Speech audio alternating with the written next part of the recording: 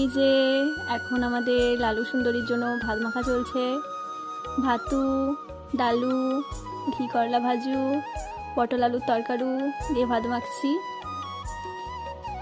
আমি আর মা এখনও খাইনি, আমাদের এখনও খাওয়া হয়নি। এই লালু সুন্দরীকে খাইয়ে তারপর খেতে যাবো আমরাও। তো চলো দেখি আমাদের লালু সুন্দরী কি করছে।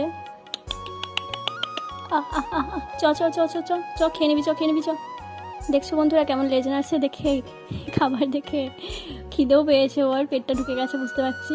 আসলে বন্ধুরা ওকে কিন্তু আমরা পুষিনি, ও হচ্ছে বাইরে থাকলে, মানে ঘরের বাইরে থাকলে বাইরের আরও সব যে কুকুররা ওকে খুব বিরক্ত করে, মারপিট করে, ওই জন্য ও খুব ভয় পায়। সেই জন্যে ও আমাদের বাড়িতে এসেই থাকে। এইদিকে দেখো কি সুন্দর খেয়ে নিল ভাতগুলো, খুব খিদে পেয়েছিল মনে হয়। তো টাটা বন্ধুরা, আবার একটা নতুন ভিডিওয়ে দেখা হচ্ছে। ততক্ষণ ভালো থাকবে, সুস্থ থাকবে, টাটা।